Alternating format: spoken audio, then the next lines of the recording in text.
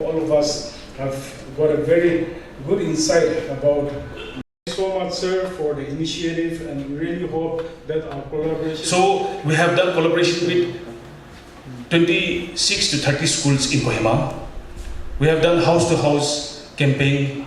We have done lecture series, other competitive activities in so many other colleges in Kohima. We have done awareness with all the ward authorities in Kohima under municipality. Likewise, this campaign for the 2024 and 25, we really wanted to collaborate with the media fraternity. Today, we're here today. Kohima Press Club has openly welcomed us for this collaboration, and we thank them for that. Why media? Because media plays an important role in reaching out to the larger public. The experience in Kohima under the banner of Kohima Press Club, you have done so many good initiatives. And as far as our collaboration is concerned, KPC and the district administration, in my last 2+ years in Kohima, we have never done such collaborations except meeting during the protests, multiple protests in Secretariat. So this time round, why not? The idea was to collaborate, and why not do something together? And we value the potential of our Kohima Press Club, or how to what extent our media fraternity can do for this campaign. Which means media can transmit these awareness measures through different mediums, platforms to our public, to our people in Kohima. So that is the basic idea for this collaboration. All these years, as we see in the newspapers, media reports stress more on towards implementation of program schemes by the government and the participation of public community towards certain initiatives, activities, and government schemes and programs and awareness are in a way not given much adequate importance. This collaboration, through this collaboration, my concluding remark would be a request to our media fraternity. Together, let us build community ownership. Ownership of not only our good things, our assets, but also of our liabilities, also problems, also waste management, all these things. As we can see in the data, the particulate matter PM10 and PM2.5, particulate matter 2.5 and particulate matter 10. These particulate matters are quite high. The presence of this concentration of these matters are high in Kohima air. The context of Kohima in the context of clean air is, as we can see, road dust. We cannot walk on the roads, on the streets without a mask. Most of our households, we burn biomass, wood, charcoal, all these things, and it contributes to pollution. We have so many stone crushers across Kohima, sawmills across Kohima. All these are contributing to our air pollution. Construction is happening left and right. We hardly are aware as public that construction by our neighbor is creating pollution for our own self, our own family. So today, traffic jam Kohima is almost in a state of standstill. When we look at all these situations, I think the national clean air quality standards that we have, Kohima city has not met the standards. And the experiences that if we go into our own individuated, Kohima city individuated situations and problems, I think the media can do a lot of research, can bring out a lot of news stories, and the problems of pollution for people to know and to understand that, oh, I have my responsibility towards reducing clean air pollution. That is one angle we want to divert this campaign. Ownership by the community of the problems, the pollution problem that we're having in Kohima. So that role, through this keynote, I would like to implore the Kohima Press Club to mediate and to support the district administration to put across this agenda. Thank you. Clean air is the first thing we need for a healthy life. Every breath we take in is air, so air is more frequently used than other essentials of life. The Supreme Court has also taken cognizance of that good environment is a fundamental right and has put the onus on the government to make efforts for better environment for its citizens, to take on clean air as a mission.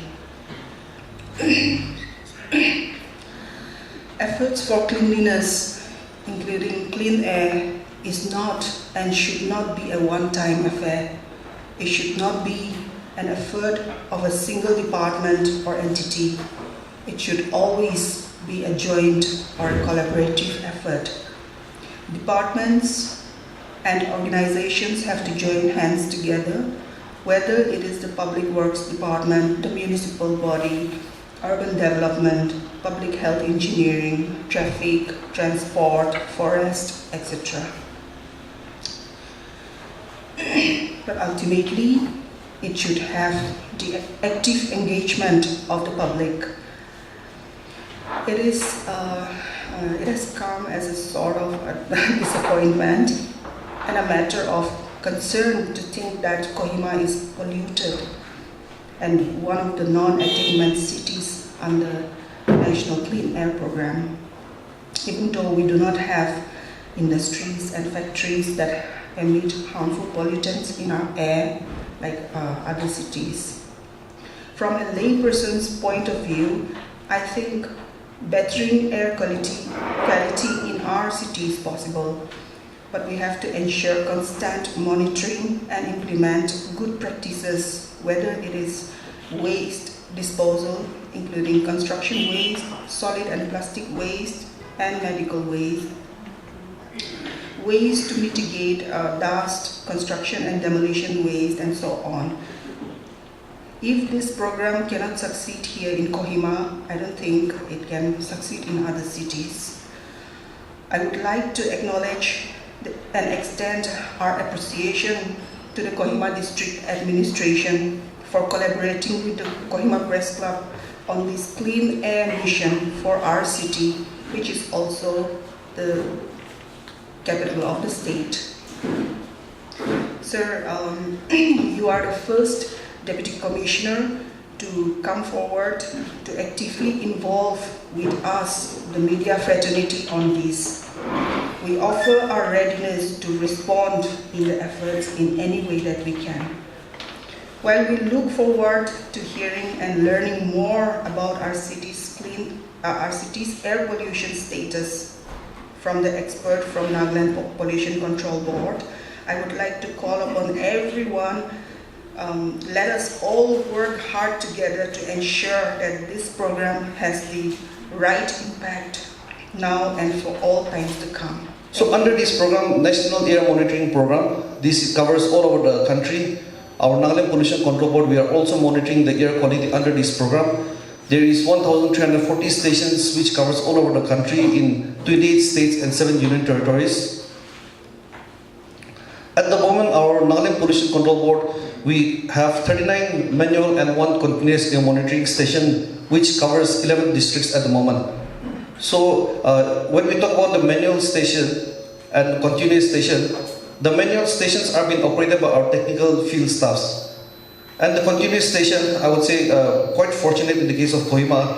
The continuous air station is located here in Kohima. We have, towards the PWD junction, there is one big display board.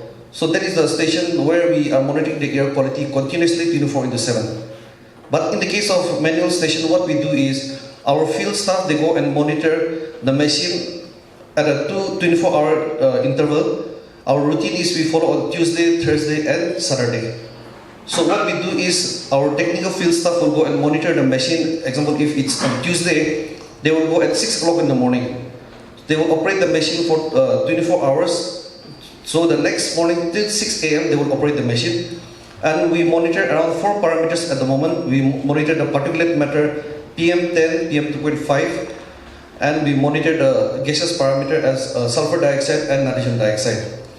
So what we usually do is when we monitor the machine, the particulate matter we monitor at an interval of 8 hours.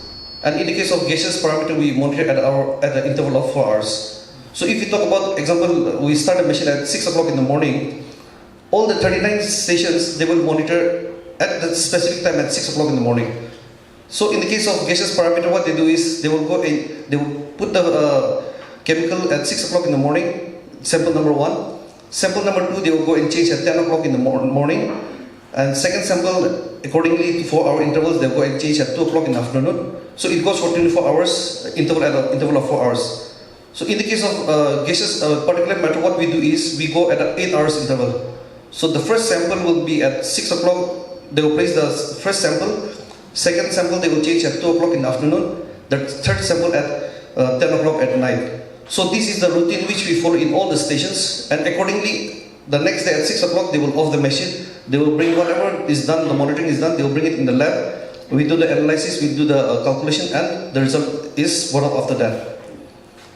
So this is the machine which we have placed in all the manual stations. This is known as RDS, and this is known as fine particulate matter. So what we do is, and if you can see over here, a box, white box, this is used for monitoring the gaseous parameter, and this is a machine which used for monitoring the PM10. I will discuss about the particle size PM10 and PM2.5 in my next slide, but these are the machines which we have in the permanent stations. So these stations, keeping in mind that these stations are permanent, we don't shift our location this year, second year, we don't change our location. These are fixed stations which is being operated for more than 10 years now. So in the case of Kohima, we have been operating the air quality of Kohima from 2010. So we have been operating for quite a long time now, and the air quality, accordingly we are getting those information, we compile the information and we send it to the Central Pollution Control Board. So this is a continuous air monitoring station which we have in the PWD junction above. Inside this is the machine which is run for 24/7. We are monitoring. This one is monitoring the weather. Also, it's monitoring the various different parameters accordingly. So in the case of Kohima, we have 5 stations at present. We are monitoring opposite NST office. We are monitoring at PWD junction, High School junction, Upper Midland, and Forest Colony. But in the case of Forest Colony, we are doing this only for a specific study. We are doing a source apportionment study. We want to know the air, what parameter or what component is causing more pollution to our air in Kohima. So the Forest Colony station is just for 2 years. We have been operating for almost 2 years now. And once the study is over, we will just, it will not continue again. So the other stations is been operating for quite a long time now. And if you see the station type over here, it's residential, commercial, residential, and the BG is background study. So this we have taken into consideration because as per the Central Pollution Control Board, we need to have in 3 locations: residential, commercial, and industrial. But with respect to our state, we don't have any specific industrial area where we can put those machines. So we have put up in the residential area and in the commercial area. So as earlier I was talking about the particulate matter PM10 and PM2.5. So when we talk about PM10, so if you can just take a strand of it here, the PM10 is 5 times smaller than the strand of our hair. Okay, and PM2.5 is 4 times smaller than PM10. So you can just imagine the particle size is so fine that it's practically impossible to see from our naked eyes. So the machine which I've shown you earlier, it works in the same mechanism like a human being. It will breathe in air. We have a small chimney type, it breathes in the air. So accordingly, the location which we have, it's something like a person who is living over there is breathing the same air. So what are the sources of air pollution which at present we have in our state? This is something that, as I mentioned earlier, we are doing the source apportionment study. So once the source apportionment study is finalized, then you'll know the exact component which is the main source. But according to what we have seen on the ground, dust from bad road is one of the major factors.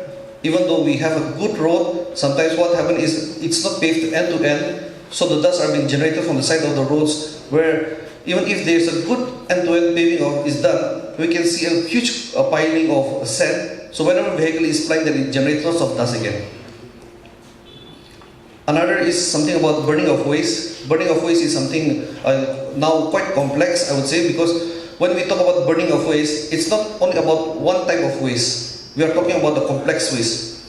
It's about plastic, paper, electronic waste, batteries, everything. So when we talk about burning of waste, then it's more impactful and hazardous for health again. So what we have seen in our context is we really love to burn our waste, we Nagas. So at the end of the day, and if you see the context of Kohima, because comparing with Dimapur, it's colder over here. So we clean our garden, everything, we'll just store it, we'll burn it. And what we tend to do is, I bring the waste from inside the house also, no? And we'll burn everything together. And what we think is, once we burn the waste and once it disappears, we tend to think that our problem is solved. But in fact, our problem is getting more and more now. Because as you all know, air doesn't have any boundary.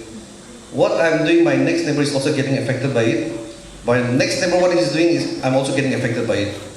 And there are so many cancer cases in our state right now. So we never know, this might be one of the major factors also. Because when we talk about burning of waste, plastic, electronic waste, because these are emitting toxic gases, which when we breathe in, it will have cancers, severe health impact on us. Another area is vehicular emission. When we talk about vehicular emission, there was a recent study which they have mentioned that out of the 8 northeastern states in India, Nagaland is the highest number, which has a 21% has the household number of vehicles. So if you see the case of Northeast, the 8 states, Nagaland has the highest number of household vehicles. So in spite of the population which we have, the number of vehicles is increasing year by year again. So this is also another area where it's leading to air pollution. And when we talk about the industrial unit, we don't have big scale industries in our state. I would say in one way we are quite fortunate also. But this area, example, when we talk about stone crusher, this is also another area which is emitting lots of dust. And it's also creating noise pollution also. So one aspect, as I discussed, as I mentioned earlier, we don't have a total classification of what industrial area, residential area, commercial area. Everything is mixed together. There will be one stone crusher over here, you can see another residential over here. After a few meters, you'll see another schools or something. So this is one area where our Nagaland Pollution Control Board also we have received maximum complaint from stone crushers, Board of Stone Crushers. And in the case of Dimapur, we have closed down few stone crushers from Chumukidima area, from Burmaki and Banjak Home Colony. We have closed down few stone crushers, and we have also relocated few stone crushers from the residential area. So when we talk about this, one important thing is our leaders, our colony leaders should be very particular about when we issue the NOC. Because when any industrial unit is being, construction is going on, they need the NOC from the colony council. So we should also keep in mind that when they issue the NOC, they should keep in mind that once the NOC is issued and once the construction is done and once it's established, then they also spend lots of resources from their side. Then to just immediately close down is also quite a wasteful resource for them also. And this is another area our Sariku was also mentioning, construction and demolition waste. This is one area we should be now very particular about it, because there are lots of construction activities going on in every part of our state, I would say. So whenever we are doing the demolition, lots of tiny dust particles are being generated.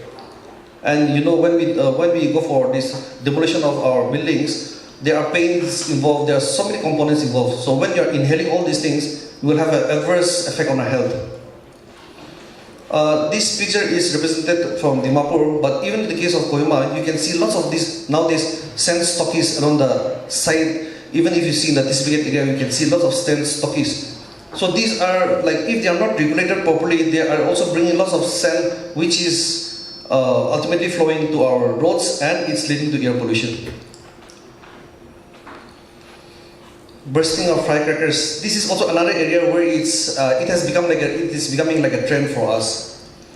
Now, earlier we used to see people bursting firecrackers mostly during Diwalis and Christmas, but now it has become something like a one birthday celebration, bursting of firecrackers, Jubilee celebration, bursting of firecrackers, without thinking about the consequences of what is happening to our environment. So when we talk about bursting of firecrackers, it not only pollutes the air, but it pollutes the water source also, and it creates noise pollution. So this is also one area we should be mindful about, because when we talk about the bursting of firecrackers, we can see different colors of lights. We feel happy with that, but those different colors are made from different chemicals. And when it goes up in the sky burst, ultimately it's coming down, and we are inhaling all those chemicals again, ultimately affecting our health. When there is a rainfall, it pollutes the water source through the seepage again. At the very outset, I want to congratulate and extend my best wishes to the Kohima Press Club on your year-long celebration of your 25th anniversary. And today, we have an esteemed scientist from Nagaland Pollution Control Board, Mr. Yanathan. And so, district administration, we are doing our bit to promote, create awareness about clean air. So, we are fortunate that we are able to collaborate with a group like Kohima Press Club, whom we have highest respect.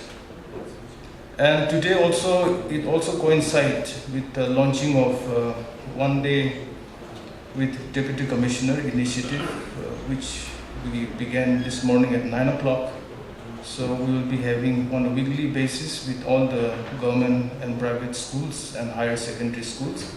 And for the launching, Dr. Kire Government Higher Secondary School, they have nominated 5 the brightest students for this day, and we had hour-long interaction, and I can say that they were in fact very bright, very intelligent. They have high hopes and big dreams. So today is not just another gathering, but it's collection of the brightest people here in town, brightest from the profession like press and from our young friends. So it is indeed an honor to stand before you to address this gathering. Kohima district is 146 years old as far as district is concerned. So in this place, every Naga from every community, we have come here to settle down and say, and this town is a home. So Kohima town is not only a home for the Angamis, but it is where every Naga, we born, we live, we die, we bury here. So it's a hometown for every community. So to protect and to keep our town clean is not only the responsibility of Angamis, but it is everyone's responsibility to ensure that our town is clean and green. The air we breathe is not merely a backdrop of our daily lives, but it's a lifeblood of our health, of our children's future, and the sustained vibrancy of our economy and culture. Kohima's green hills, forests, and biodiversity provide as a natural ally in the fight for clean air, an antidote against pollution. But Random urbanization should not disturb the natural ecology of Kohima. Urbanization or urban growth should be managed to protect these precious assets and the natural gift of God. As we have just learned that Kohima is among 131 cities in India which are under non-attainment cities. And so air pollution in Kohima is one of the greatest environmental challenges we are living with. We have learned about the causes and the ill effects of the air pollution here in Kohima. But at this critical moment in time, what is the role of media? Where do media fit in? I remember one advice from my late father every day. That is, he always used to tell me, son, do what is right, not what is good. Good things are convenient. It is comfortable and compromising. And they are temporary, and sooner or later it will be exposed and will falter during the test of time. But right thing will be a bitter pill to swallow temporarily, but it is universal and shall stood the test at any point in time. So do what is right and not what is good. Likewise, media has a critical role in monitoring, informing, and driving change through responsible reporting and accountability.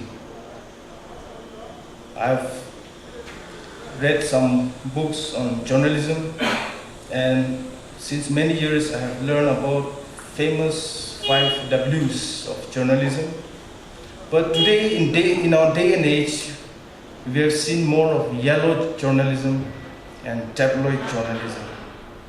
And I think it's time we get back to the basic ABC: accuracy, brevity, and clarity. Today, we also live in a very toxic echo chamber of negativity and pessimism. And you, media fraternity, as the 4th pillar of democracy, you are the mirror and you are the conscience keeper of our people. You are not just merely an observer, but you are the catalyst. Your reporting shall shape public perception, pressure for accountability, and a culture of precaution and responsibility. We are looking as to how government can collaborate with media to benefit our people. And one little step that we have taken is we have signed an MOU with FM Tragoban along with police, and on a half an hourly basis we give live traffic updates in the radio from morning 10 up to 5 in the evening. So this is something we are trying to percolate the benefits of the services that we have for the real-time purposes. And to this end, I want to encourage our press media to do something for our people. And number one is to create public awareness and bring about behavioral changes for basic civic sense. Nagas, we are very conscious, we fiercely protect and fight for rights. But when we do that, we trample upon the rights of others. Just imagine, we randomly park our car without knowing that it is at the convenience of others. We keep our house clean, but we litter our surrounding, the roads and the public spaces. We construct a house but spread around dust and causes air pollution to our neighbors.